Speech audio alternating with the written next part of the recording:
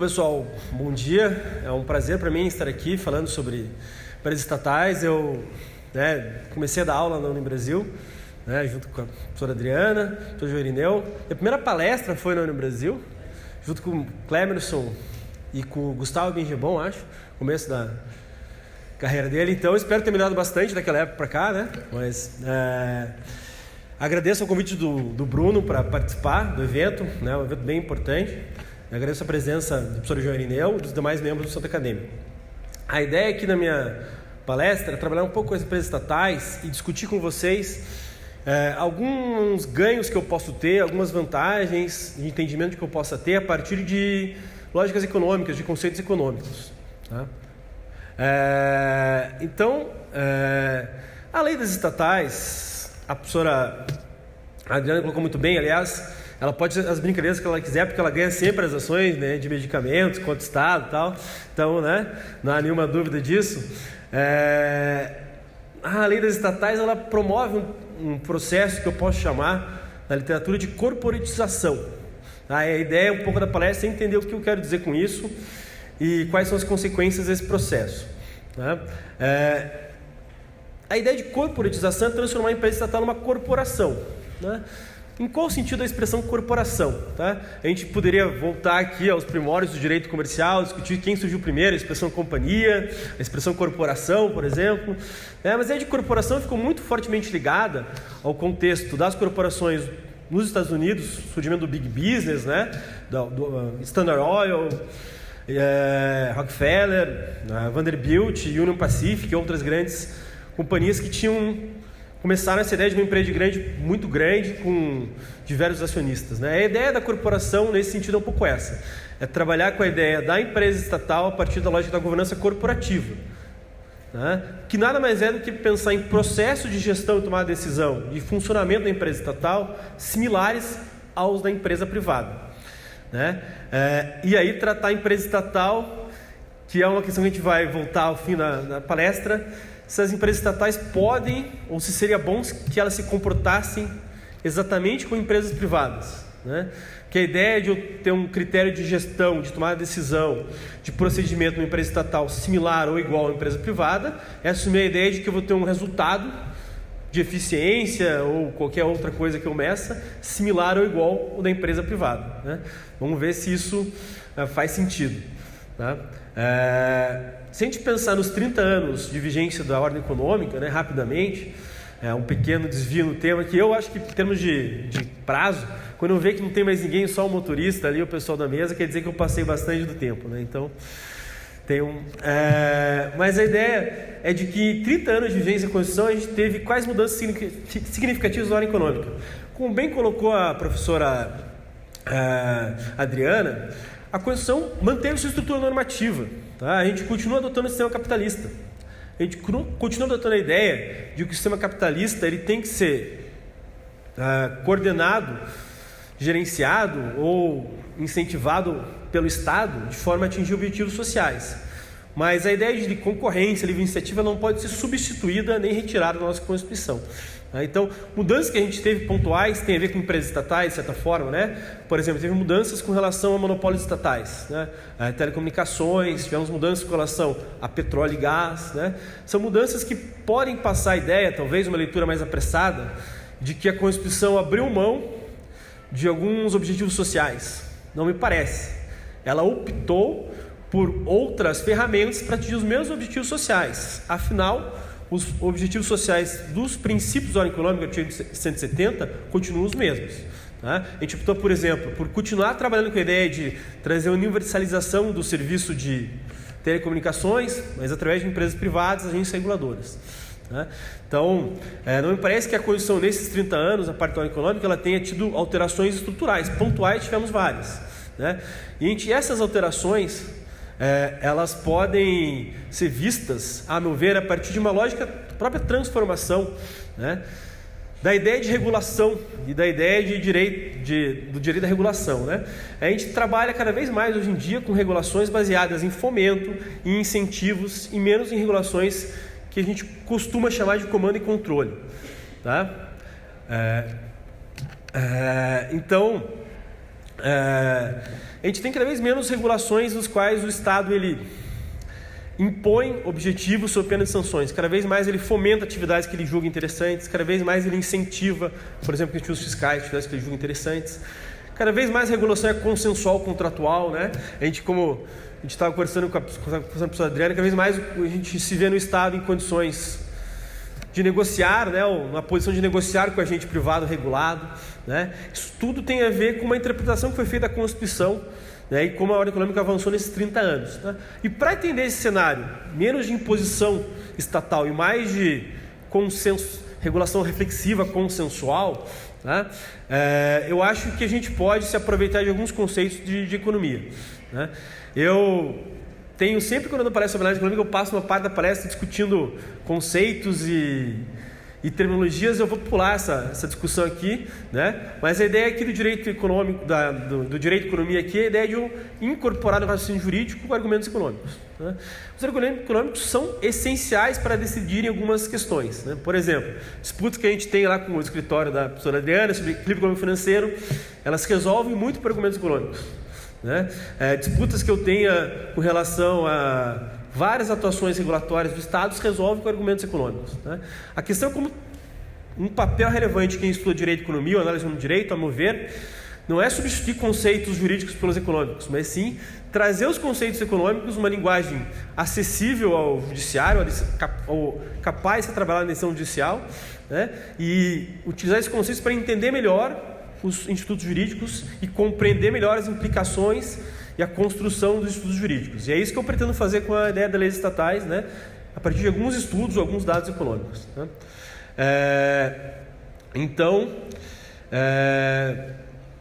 Se a gente for pensar na ideia de direito e economia, essa é a ideia de trazer esses conceitos econômicos, essa lógica econômica.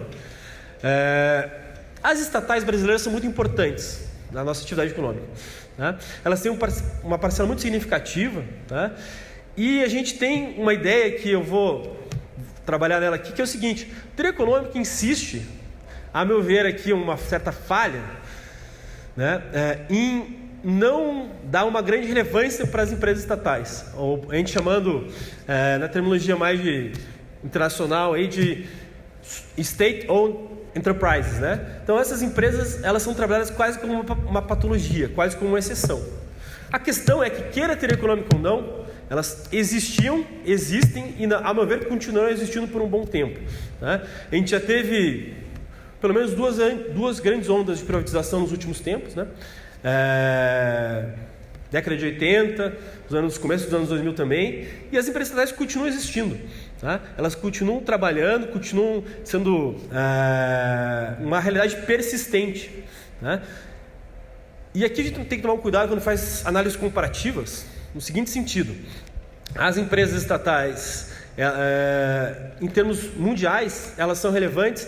Alguém poderia me ligar: não, mas a China, né, a State Grid é uma empresa muito grande do setor elétrico chinesa, então a gente pegar o PIB mundial e pegar a parcela de empresas estatais, isso vai ser um dado pouco relevante, porque a China é um país diferente.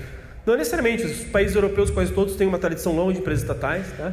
A gente não pode pegar os Estados Unidos, que é um dos países mais hostis em tese em empresas estatais, como o mundo. Né? O mundo vai além dos Estados Unidos, os outros países em regra quase todos têm empresas estatais.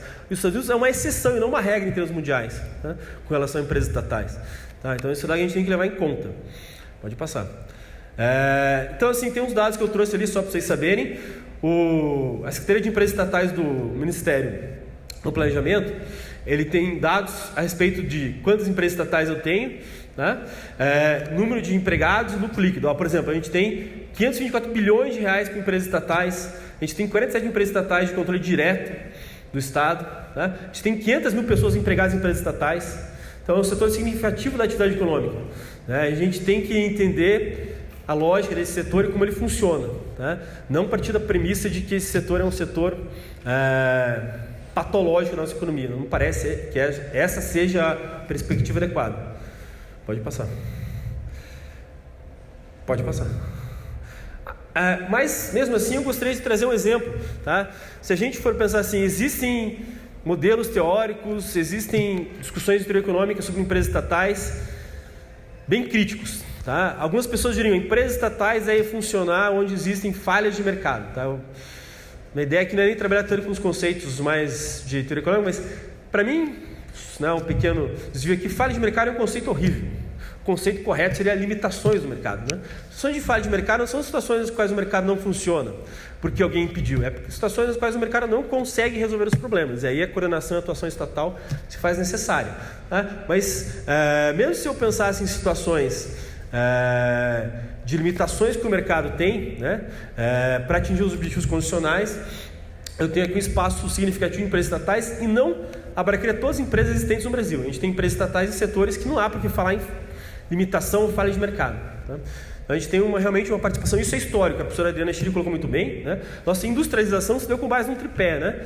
Empresa estatal, capital nacional, e aí algumas pessoas, né, foram bem escolhidas para entrar nos grandes grupos que se formaram na infraestrutura brasileira, foram grupos formados por empresas estrangeiras, capital estatal e alguns empresários escolhidos como amigos do rei, basicamente, para fazer parte desses grupos, e formaram, né, e são os empresários muito grandes de hoje, né? Mas basicamente a gente...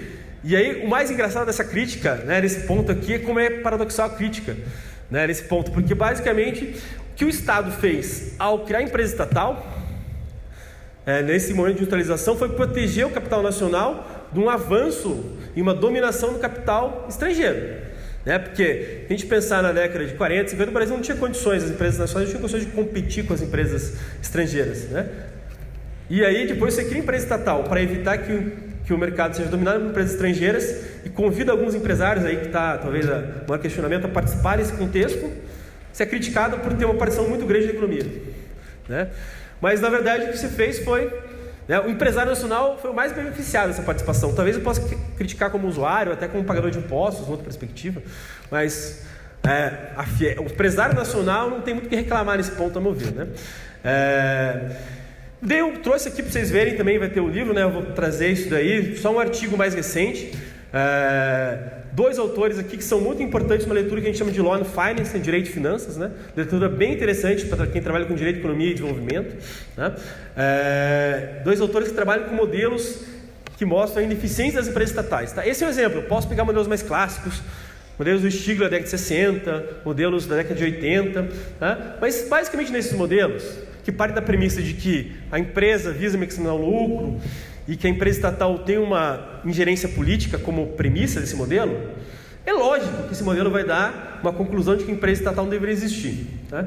Isso para as premissas do modelo. Tá? Então, por exemplo, o modelo do Schaeffler, ele trabalha com a ideia de que a empresa estatal precisa ofertar ao político para ter acesso a recursos, ter acesso a fomento, ter acesso a várias coisas, basicamente recursos e cargos para serem objeto de nomeação política. E aí você vai montar um modelo, não importa a mecânica econômica que eu use aqui, teoria dos jogos, outros modelos, né, que vão demonstrar que mesmo quem queira ser um bom gestor vai ter que negociar com o controlador, né, e qual que é a barganha que ele tem com o controlador nesse modelo? Vai ter recursos, doação para campanha, doação para eventos culturais do amigo do deputado e cargos. Né? E lógico que esse modelo vai trabalhar com a ideia de que a empresa estatal deveria deixar de existir ou deveria ser amplamente substituída pela empresa privada. Como eu falei, esses modelos podem ser importantes, a gente pode pegar a empresa estatal nos últimos escândalos aqui e entender que ela faz isso, que ela negocia cargos, que ela repassa recursos para a campanha política, né? Que ela faz apoio político, maximiza apoio político, né? Mas isso não explica a realidade. Né? Isso explica a patologia, explica as empresas que várias empresas foram pegas em escândalos aí. Mas tem empresas estatais em diversos países, mesmo que eu seja uma pessoa totalmente, não é o meu caso, né, descrente da capacidade do Estado brasileiro ter um trabalho razoável, né, se não excelente, mas pelo menos razoável na sua gestão, né, isso não vai explicar porque as empresas estatais continuam existindo, né, e vão continuar existindo, a meu ver, por um período de tempo, pelo menos, né, significativo. Daqui a gente quando fizer, por exemplo, o evento de 50 anos da Constituição Federal, acho que ainda existirão empresas estatais no Brasil. Né? Nem que, né, a gente tenha um resultado muito Nem que as eleições digam que alguém quer acabar com todas, né? Me parece que é impossível fazer esse raio privatizador aí, acabar com todas. Eu posso reduzir as empresas estatais, e isso é uma opção política bem razoável, bem condizente com a Constituição, mas extinguir elas totalmente eu acho pouco provável. Tá?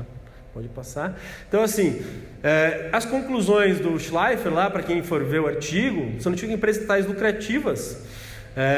O que acontece? Ele trabalha com a ideia de que as empresas estatais que são lucrativas, portanto, dependem de subsídio público, elas são boas candidatas para privatização, né? E as empresas estatais que vivem de subsídio, qual que é o problema? Eu não consigo vender, porque ninguém vai comprar, afinal ela é lucrativa, ela vive de recurso público. A solução é manter, mas tentar dar um gerenciamento melhor para ela. Tá? Então, esse é só um exemplo de um modelo na linha da Escola de Chicago, um modelo mais recente, né, que trabalha nessa ideia. Tá? Mas estudos sobre empresas estatais e como negativos na teoria econômica eu tenho vários. Tá? Vamos pensar em algumas características encontradas em vários estudos. Tá? Primeira característica: empresas estatais atuam, expandem muito sua atividade em detrimento da lucratividade. Qual que é essa ideia? A ideia aqui é a seguinte: uma empresa estatal, ela vai querer se manter e sobreviver. Ela tem uma pressão menor por lucratividade, tá? Porque basicamente ela tem a ideia de que ela vai ter um aporte público se ela tiver dificuldades financeiras. Mas ela quer se manter, e o gestor quer se manter, e o funcionário quer que a empresa continue existindo. Então ela opta em geral pela expansão. Aí eu poderia ligar isso ao princípio da universalização, se isso público ou não, né? Por exemplo, uma expansão da atividade dos correios para atividade postal, para atividade de entrega de encomendas, né? São expansões que, em tese, se justificam apenas pela ideia de que o correio tem que ser mantido e que talvez a atividade de fim dele, que é o monopólio estatal, lá não está dando tanto lucro, né? Então, é uma característica, uma racionalidade da empresa estatal tentar se expandir mais do que buscar lucro, né? Se expandir não apenas no sentido de depois retornar, né, uma atividade puramente maximizadora de lucratividade, né, mas porque ao se expandir ela consegue garantir sua sobrevivência, né? Por mais que a atividade de fim dela não funcione, consegue eventualmente até fazer uma produção de atividades nas quais ela tem uso aí, uma discussão que é importante, direito administrativo, né? Me parece que é aquela discussão a respeito de... No caso do Correio é um bom exemplo, né? A gente tem uma discussão recente no STF sobre se os Correios, a parte de imunidade, né, os Correios têm na atividade fim, né? Se essa parte da imunidade ela poderia ser expandida para as atividades que não são atividade de monopólio estatal dos Correios, né? O voto dominante lá foi do Toffoli, depois do Gilmar Mendes, no sentido de que o Correio não teria como segregar as suas atividades, né? Então a imunidade tributária que ele tem inerente à atividade postal seria, em termos fáticos, para todas as atividades que o Correio atua, inclusive atividades que não estão sujeitas a monopólio e sim à concorrência, né? O voto discordante foi do Barroso, tá?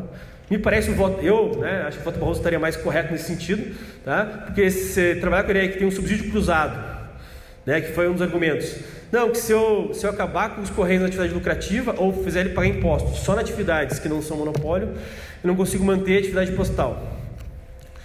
Mas o subsídio cruzado não está na lei postal, você está criando provisão judicial. Me parece que seja a maneira correta de trabalhar os argumentos econômicos, né? Voltando a essa ideia.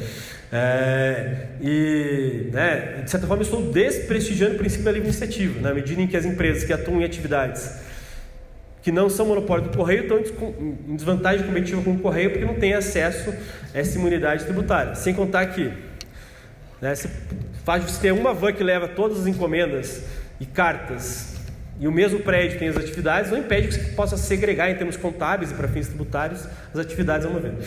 Então, assim, você pode ter uma empresa estatal que se expande muito para justificar sua existência em detrimento da lucratividade. Isso é um ponto bem apontado em estudos empíricos sobre empresas estatais.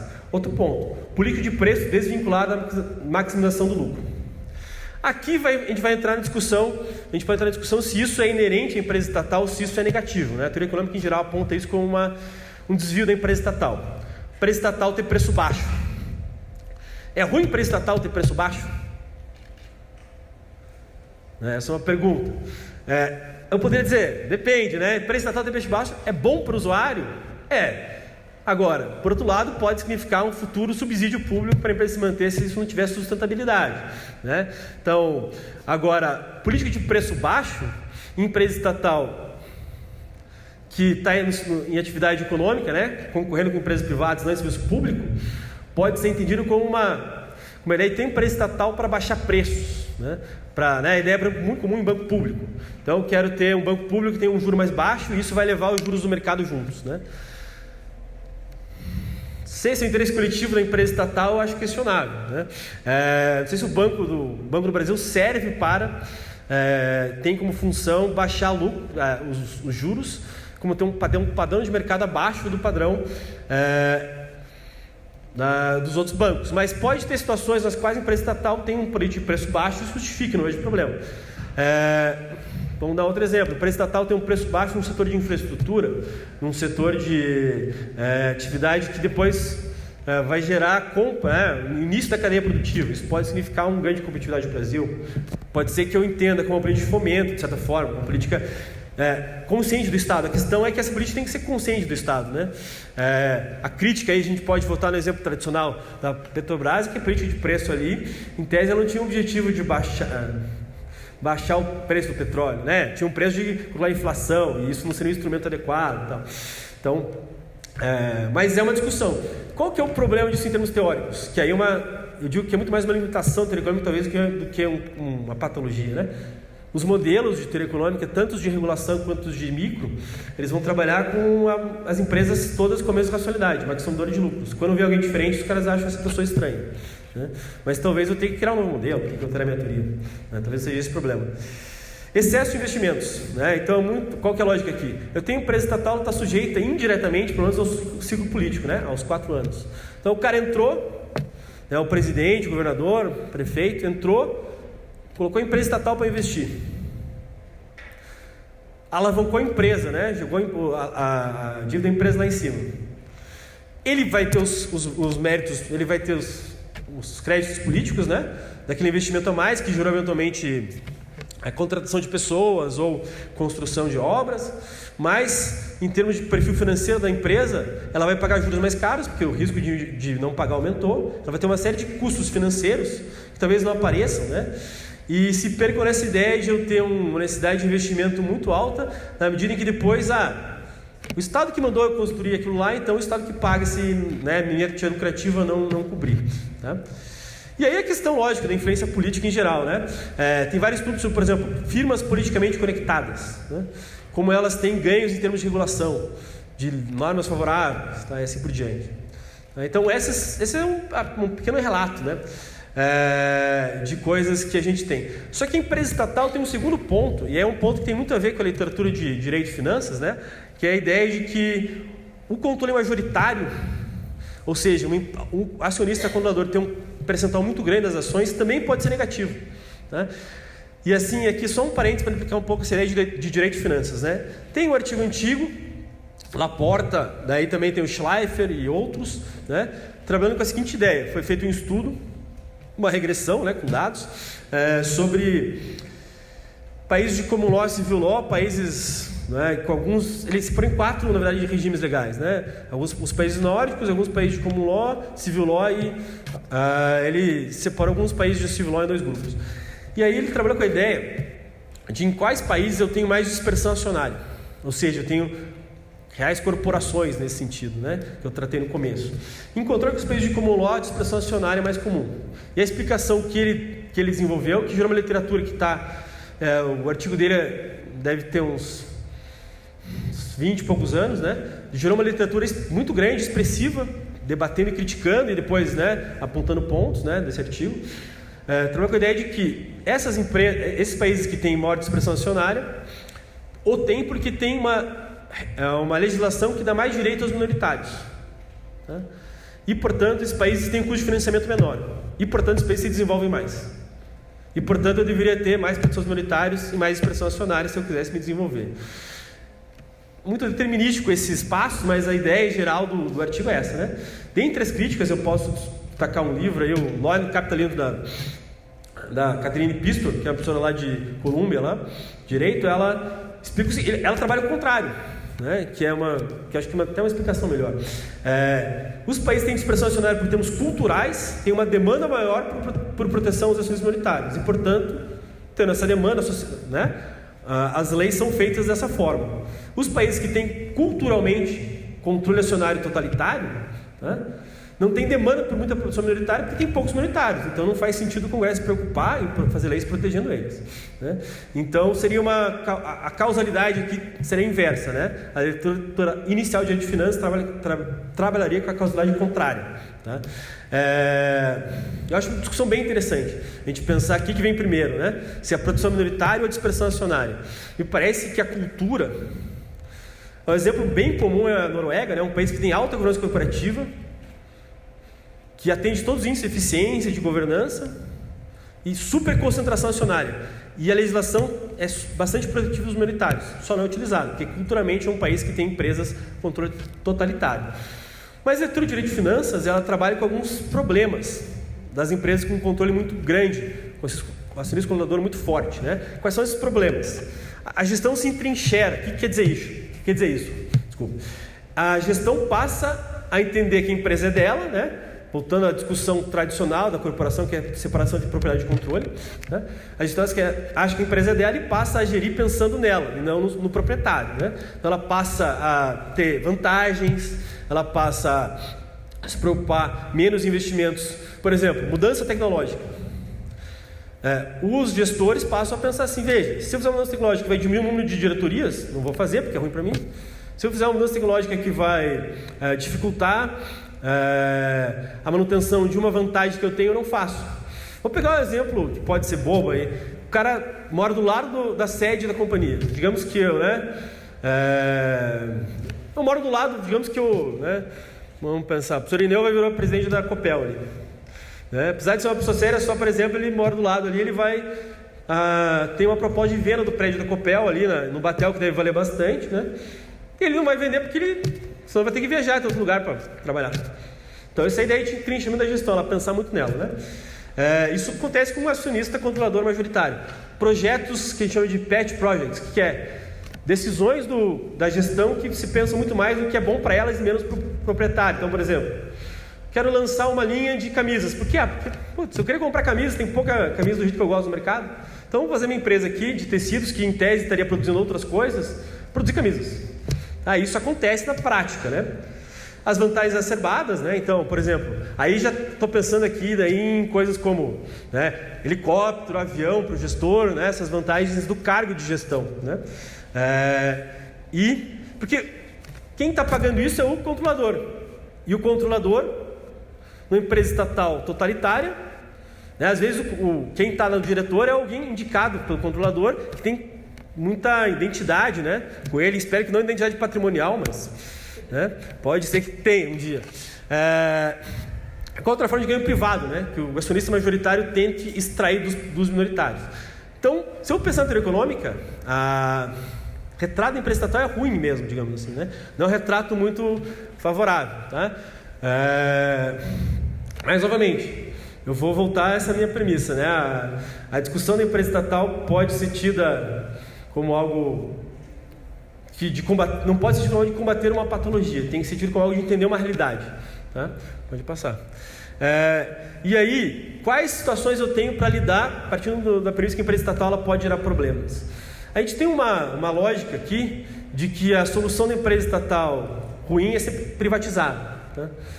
Vou tentar demonstrar até o fim da palestra aqui de que isso não é a única saída, né? E a corporatização é uma e existiriam outras, mas se eu pensar em empresas estatais, aí eu peguei um outro estudo desses de dados, né? Do Bortolotti e outros, ali em 2003, sobre possíveis motivos para a decisão de privatizar e situações que envolvem a decisão de privatizar ou não, tá? Então, tem 4 motivos. Daí, o primeiro motivo, tá, são as preferências políticas. O segundo, as restrições financeiras. Depois, a origem legal, que tem a ver com a discussão de Law and Finance, né? E a questão do mercado de capitais e do financiamento, tá? Então, com relação às conclusões, tá? Se vocês me permitem, só para eu tentar dar uma olhada melhor ali. Então aqui, ó. Não sei se eu posso pegar eu consigo aí olhar melhor Então assim, ó. A primeira conclusão dele, né? Quais situações envolvem mais privatizações com maior receita e com maior venda de ações, quais ações vendidas? aqueles países que têm mercados de capitais líquidos. Isso faz sentido? A meu ver, faz todo sentido. Né? E qual é o grande problema da empresa estatal que, se a gente voltar nos exemplos brasileiros, aconteceu?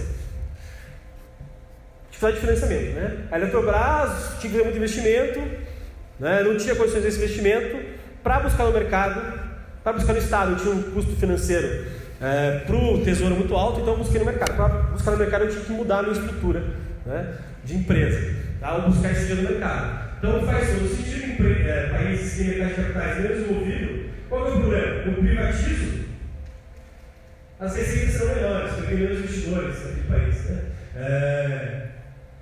Então, a meu ver faz todo o sentido. Né? Se eu trocar o financiamento público por um financiamento privado que não existe, não tem nenhum ganho. Se eu trocar, por exemplo, financiamento de crédito orçamentário por financiamento do BNDES, o ganho é irrisório, porque eu financiamento com o dinheiro do Tesouro da mesma forma.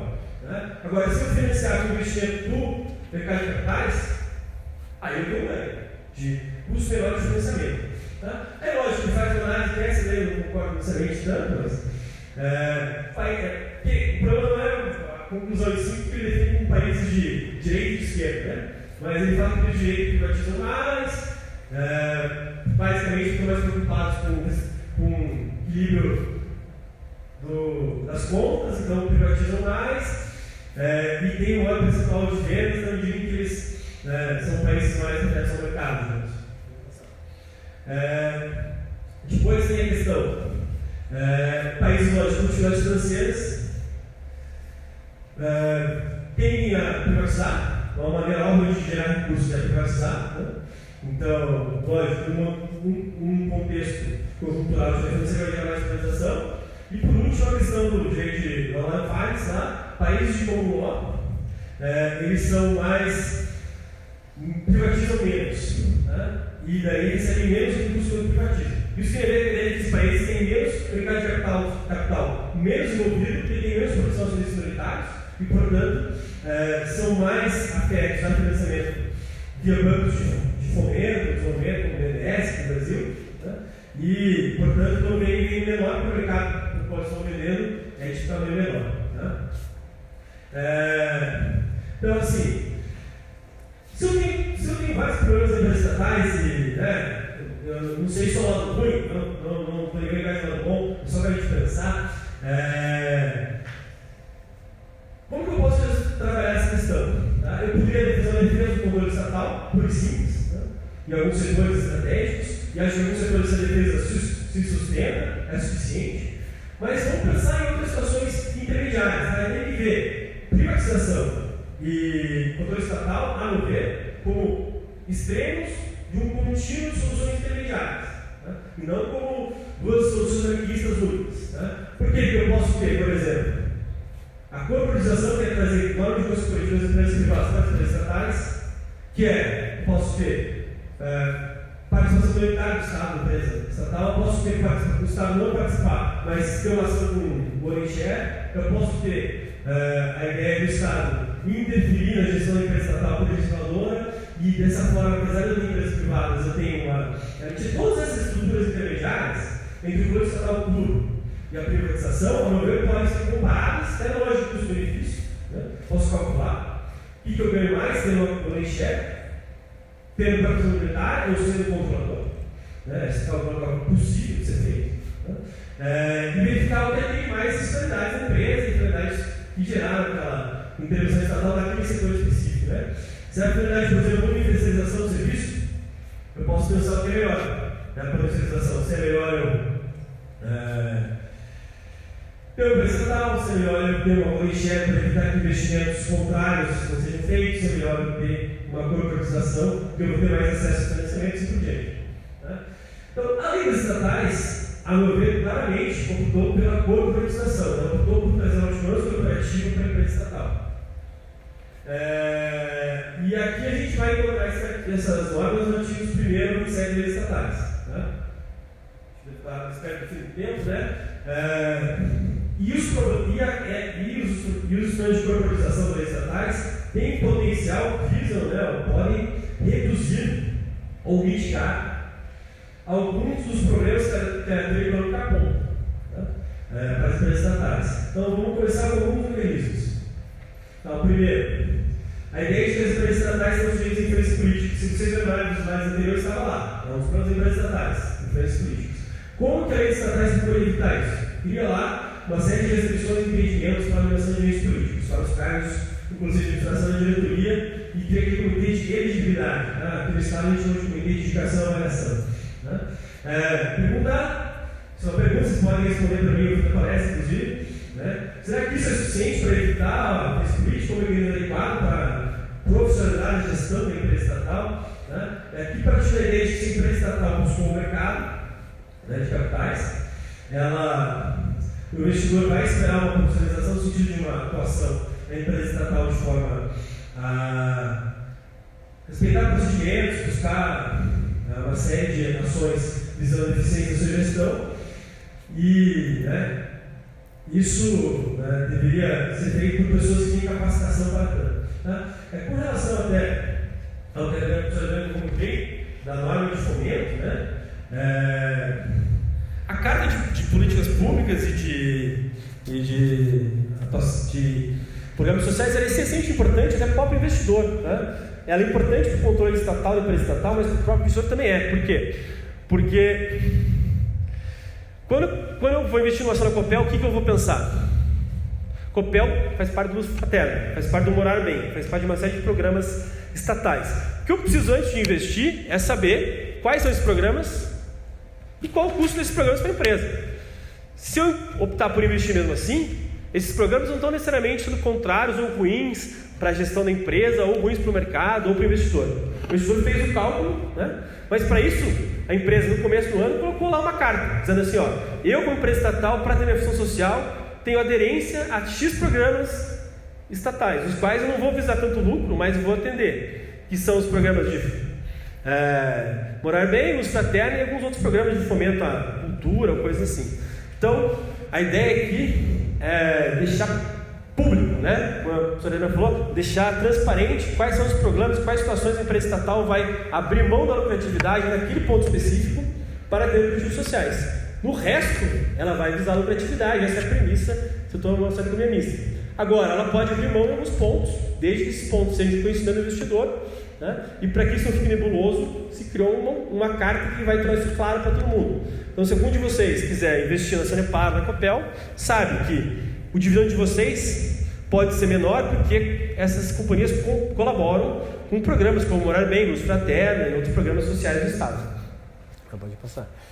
Outra coisa, como é que funciona o mercado de capitais aí? Qual que é o princípio básico? Qual que é o fundamento básico?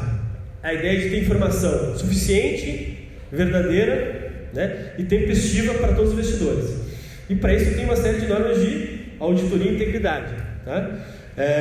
A lei de estatais procurou, vocês podem falar assim, não, mas isso evidentemente que não precisava ser uma lógica de corporatização, de transformar a empresa estatal na sua gestão igual a empresa privada, porque a empresa estatal também tem que ter integridade, ética, é verdade, não tem nenhuma dúvida de que isso é uma confluência óbvia entre o que é o investidor e o que é o controlador, ter uma empresa ética, com compliance e assim por diante. A questão é basicamente de que esses comitês agora obrigatórios de auditoria estatutária e o Código de Conduta e Integridade, eles tentam tornar claro qual que é o nível de comprometimento da empresa com esse tipo de cultura. É lógico, isso também não precisa, é evidente que esses são documentos formais, eles podem corresponder à realidade ou não. A Petrobras, antes do escândalo Lava Jato, tinha Código de Integridade e Conduta. Não adiantou muito, mas o formal ela tinha. E aqui a gente tem que lembrar, que eu acho que é uma coisa legal, que a gente trabalha com a lei dos estatais como uma pura novidade. Não é necessariamente, Por quê? Porque o processo de corporatização agora é obrigatório para todas as empresas, mas ele é mais antigo nas empresas que se internacionalizaram. A Petrobras tinha lógica de governança corporativa, por quê? Porque ela atuava na Bolsa de Nova York, vendia ações, e ela teve que aderir à SOX, a Sarbanes-Oxley, que a lei de mercado de capitais surgiu depois da crise de 2008, da crise do mercado de capitais, e obrigou a ter conselheiro independente, comitê de auditoria, setor de compliance e assim por diante.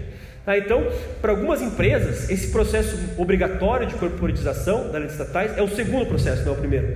A gente pegar a literatura, a parte da premissa quase que unânime de que esse é o primeiro processo de corporatização das empresas estatais. É o segundo para aquelas que se internacionalizaram e se expuseram às normas do mercado de capitais de países que têm exigências de governança para todas as empresas de uma forma mais clara. Os Estados Unidos é um exemplo, mas não é o único. Tá? A Copel também. A gente tem uma série de problemas até em termos de fazer a gestão das duas leis, da lei dos estatais e da SOX, tá? Em termos de gestão da Copel, por exemplo. Outra questão, política de dividendos, de gestão de informações que a professora Adriana colocou. Tá? Então, qual que é o problema, né? Aí está muito bem colocado. Tem um política de dividendos, visa dar uma estabilidade. O que sempre foi... E aí, né, sem mencionar nomes, mas eu já vi isso acontecer, né? Você tem uma demanda por fechar o orçamento do Estado do Paraná. Como é que se faz? Pede para a Copel para ser parlamentar o dividendo. Isso acontece, tá? Não deveria acontecer, mas acontece. E daí o que acontece? O investimento da atividade de fim dela, que é em melhorar a qualidade da fornecimento de energia, fica em segundo lugar para que eu possa, né, fechar bem a minha folha de pagamentos. Tá? A ideia de dividendos é essa, né? Para que não tenha que... Né? Eu tenho uma política no começo do ano que diga assim, meus dividendos serão esses. E essa política tem um mínimo de estabilidade, né? Ela seja periódica, 1, 2 anos, não importa, mas ela tenha estabilidade, seja revista pelo Conselho de Administração periodicamente. E no meio dessa política, não importa se o Estado está em crise ou não, ele não deve, né, usar uma máxima, que eu já vi a gente pôde falar, né? Que é o seguinte: não importa se a Copel vai quebrar ou não importa se o Estado do Paraná vai quebrar ou não. Isso não pode ser assim, tá? Não posso sacrificar o caixa da Copel ou o caixa da Sanepar, porque é empresa estatal, e gerar uma dificuldade financeira para a empresa, em um momento do custo financeiro que ela tem no seu custo de capital, né, para fazer obras, porque eu tenho dificuldade de fechar o orçamento como Estado, né? Então, essa é uma ideia. Será que vai dar certo? Novamente uma pergunta, né? Vai se responder ao longo do tempo. Mas é uma ideia. Se a gente voltar também aqueles problemas da empresa estatal que eu coloquei no começo, um deles também tem a ver com isso, né? A diferença política de eu fazer investimentos exagerados, por exemplo, aqui também, né? Eu preciso ter mais obras, então coloca lá a empresa para fazer investimento, sabendo que ela tem pouca capacidade financeira de gerir esse investimento, de coisa. Pode ir. Outra coisa, cartão de governança, política de partes relacionadas, cartão de gerência e políticas públicas, tá? Então, aqui seria uma consolidação de todas as partes de governança. Como eu estava falando, para mim, são documentos importantes, eu concordo com a existência desses documentos. A questão de se eles vão ser meras questões formais ou não, a prática vai demonstrar. Tá? Pode. Avaliação objetiva dos membros de comitês e administradores. Tá? Então, a ideia de que a empresa estatal deve buscar eficiência, e não só indicar pessoas boas, como verificar se as pessoas estão cumprindo suas metas. Tá? O Estado nunca, eu tenho conhecimento, nunca fez isso de forma objetiva. Né? Eu nunca teve lá a meta do diretor tal é aumentar as vendas ou melhorar tal situação de tanto. Aí chega no fim você fala, não, Deus, quando você faz uma indicação, isso acontece quando empresas estatais, a indicação política em geral, você não cobra o resultado de eficiência da pessoa, né? Então a ideia é essa, que eu tenho uma avaliação objetiva, tá? De todo mundo, com base em números, com base em uma metodologia comum a empresas privadas, né? E que eventualmente qual seria a lógica, né? Se o cara não atinge metas, ele seja desligado da companhia, né? Fazer essa avaliação para dizer, não, vou manter porque o cara é meu amigo, não faria sentido, né? Tornaria muito mais a lógica é essa, né? Espero que aconteça. Preservo de membros independentes, né? Então, assim, essa de membros independentes, a ideia de evitar essa expropriação que o majoritário, quando é totalitário, quando tem muito capital, faz, né? Então a gente passa a ter aquela ideia de que as empresas estatais estão sujeitas a ter participação efetiva dos minoritários, né? Se o Estado optou porque é uma empresa estatal, só de economia mista, com ações em bolsa, ele tem que respeitar uma série de normas, né? E aí os conselhos independentes têm que existir, tá? E tem que participar da gestão, né? Você evita um pouco essa imposição de coisas pelo Estado, tá? Porque uma coisa que tem que entender que o Estado às vezes não tem muito bem, é que o Estado ele é controlador e eventualmente regulador, mas não pode, as duas coisas são papéis diferentes. Uma coisa é regular e impor normas, outra coisa é eu ser o controlador da empresa. Não posso controlar por decreto, eu controlo por assembleia, né? E aqui a ideia dos independentes é essa. Então, concluindo, né, eu acho que a lei de estatais trouxe os processos necessários em termos formais para uma corporatização do estilo das empresas estatais serem administradas de forma eficiente. E eu acho que, não necessariamente, isso vai implicar a empresa estatal abrir mão da sua finalidade social ou de aderência a programas de política pública, né? Isso está claramente previsto nas leis estatais, a função social está nas leis estatais, né? E eu acho que é compatível, de certa forma, você ter esses objetivos sociais mantidos, essa aderência a políticas públicas mantidas, e mesmo assim ter uma gestão eficiente da empresa, de gestão que atenda a critérios de governança corporativa. Agora, se isso vai funcionar na prática, é muito da cultura da empresa, muito da atuação da gente, né?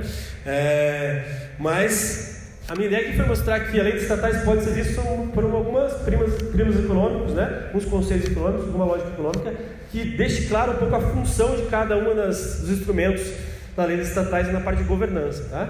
Então, muito obrigado.